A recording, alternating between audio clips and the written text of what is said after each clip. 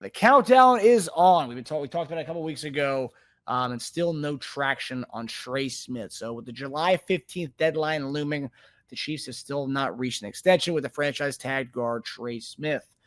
So, JD, as each day passes, are you feeling more optimistic or pessimistic that a deal gets done before the season kicks off? And what are the dangers of both sides if they cannot get something done? Will it get done? You know what? I haven't heard too much in the news about this. I don't know if it gets done or not. I don't, um, because you're trying to push it to get where you need to get to. The thing is, the Trey's going to get the guarantee. What is it that he's going to get? 26 mil, I think.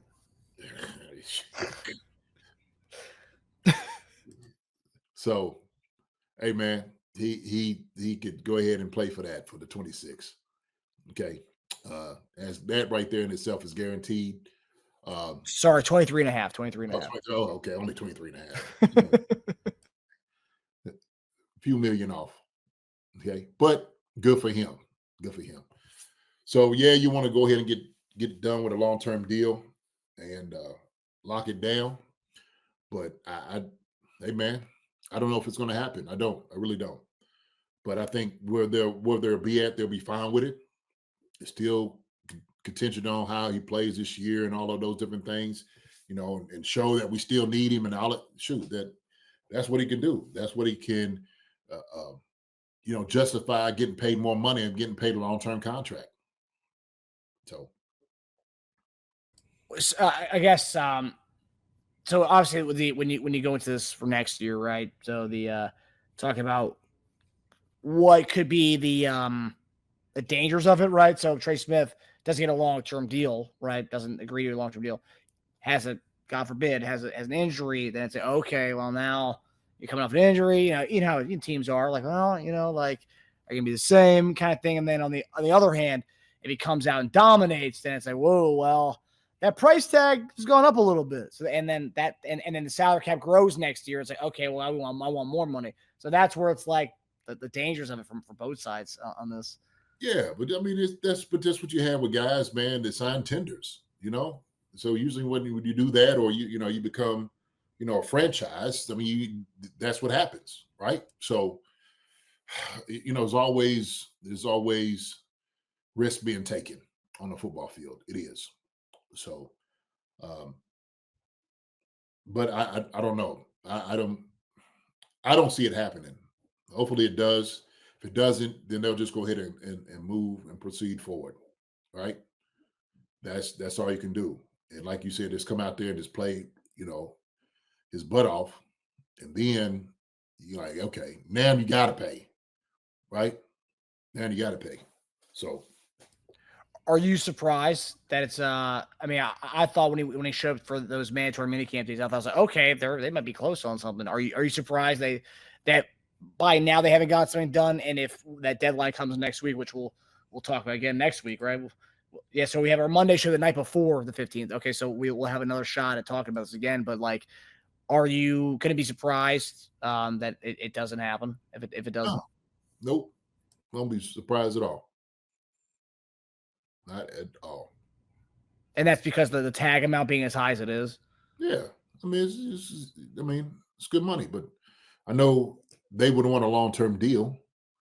But getting 23.5 smackaroos guaranteed for this year just to play it out, you just trust yourself. Trust that everything's going to work out well, right?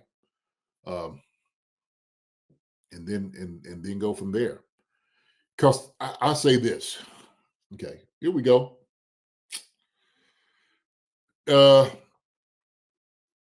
Let's just say Trey Smith decided not to come in, okay, and get a deal done. He wanted to do the holdout thing. Could they slip somebody in to play that position?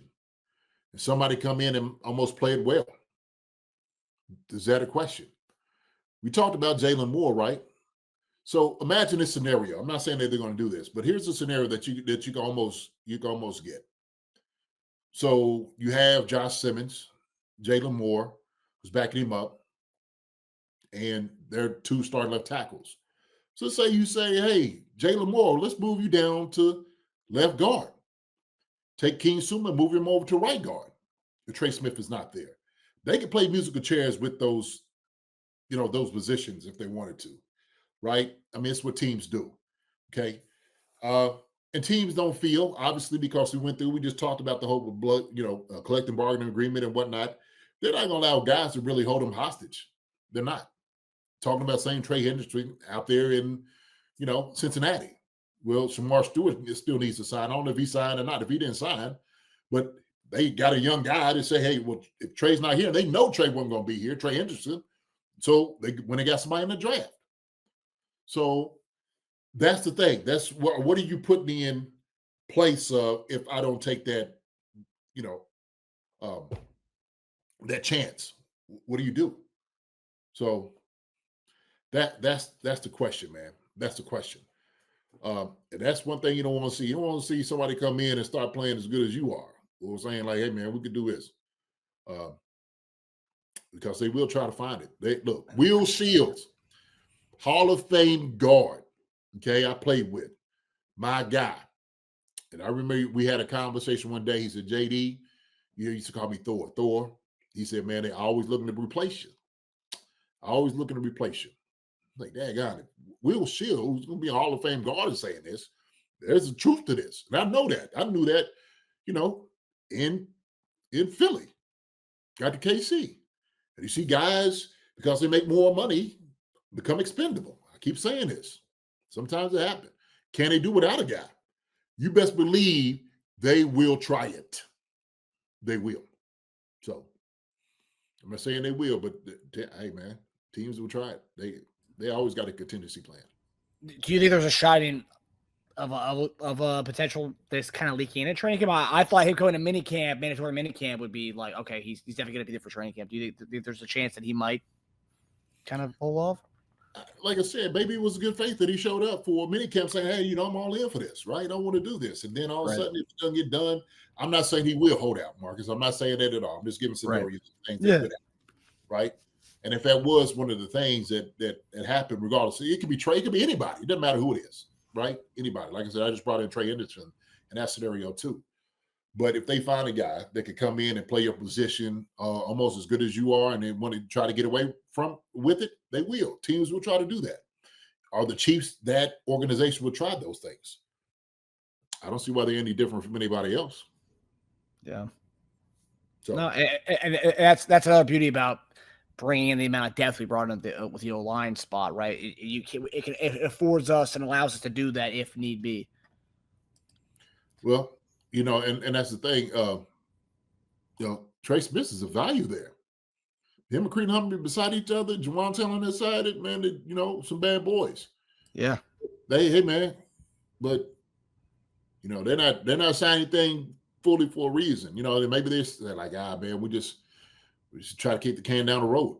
But if you got 23.5 guaranteed, hey. Yeah, bet on yourself going into the next year with that 3.5 guarantee. Yes, we got a few questions on this topic from our peeps. Gary Holland, JD and Marcus, what's more important, signing Trey Smith or Karlaftis? Was more important? McDuffie.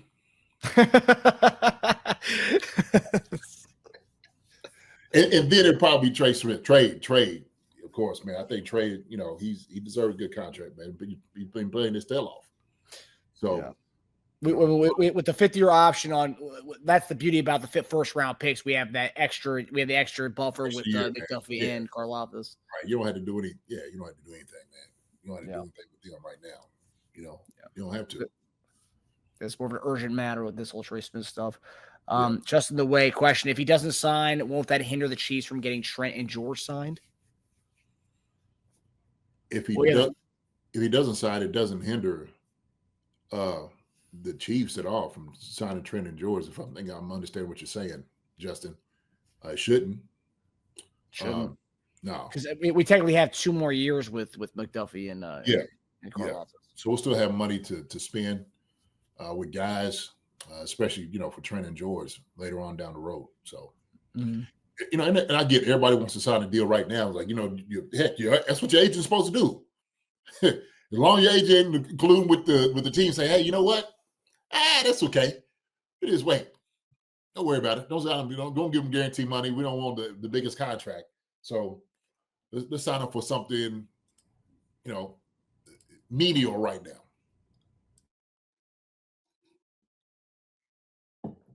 So the barbershop says, is Trey Smith, to the question of Gary Holland, no debate. You had to protect Patrick Mahomes. Yes, you do have to protect Patrick Mahomes. In barbershop, we have now something we have not had is depth. We have depth with capable guys that's there. All right. So I'm just saying it because it's true.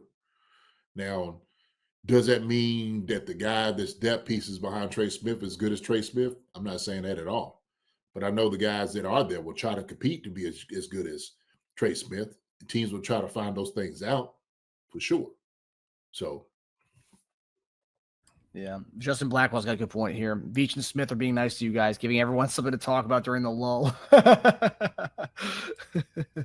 Shoot, they ain't worried about us. Shoot, they're in the war room right now. Okay. They're gonna see who flinches first. Exactly. Greg Rose says, I love the man and don't want to lose him, but again, he's not a top guard. Yeah. It's a fair argument. I've seen a lot of people say that about those being paid top guard money. I know that's and look, Trey Smith should get everything he asked for and then some. He should absolutely do that. And obviously they're saying he's going to profit off of because of where it is, the market, the guard market. But shoot, you should have a guy that's going to be able to set that. Trey Smith is a hell of a player. He is. And he's just going to get better and better every year. You love his demeanor. You love the things that he does. His passion, what he gives to you. I mean, man, that's the guard that you want. And so if you feel comfortable with that, man, you don't need to go looking for other guys. But it's his teams and this is business. So that's how it works. And I thought when they traded Tooney, I thought we were going to see a Trey Smith deal really early on in the offseason once they traded Tooney. Had to save that money. Got a question here from Yuck FooTube 2.0. If a team trades for Trey Smith, do the Chiefs trade him? So I guess if a team throws us an offer, would the Chiefs trade him? I don't know about that. I don't know because they don't have to. You got him in house, so it's either he's going to play for us or he ain't playing for anybody else. That's kind of what it is. Like now, we ain't doing that. We good where we are, and we're gonna go with our guy. Okay. Yeah, it's too much change. You don't trade Tooney and Trey Smith in the same offseason. Nah, that ain't happening. Absolutely not. No. Yeah. All right. Ooh, Pono. How's it, JD? Would the Bengals bite in Hendrickson for George, a first and third rounder? Would they? Yeah, they would. I think they would. But Trey Hendrickson, you can't give too much up for him. I'm sorry. I'm not buying that either. We're not going into no. Trey's a great player. He is, Trey Hendrickson. But there's also a limit to we're good. We're okay. Because we still have to pay the guy if you want to do that. So we're not going to give up the farm for something we ain't doing no bad deals. Yeah, that would be a horrible deal. First, third, and car office. Whew. Yeah, nah. Ain't happening. Ain't happening. You take his fifth round and like it. How about that? Yeah, right. We'll pay him. You guys aren't going to pay him, so. Right. Hi, everybody. Thanks for watching. Subscribe here to get the latest from the show. Also, be sure to check out the best clips from Chief Concerns. And if you prefer to listen to the show, subscribe and follow us on Apple Podcasts, Spotify, and anywhere else you get your podcasts.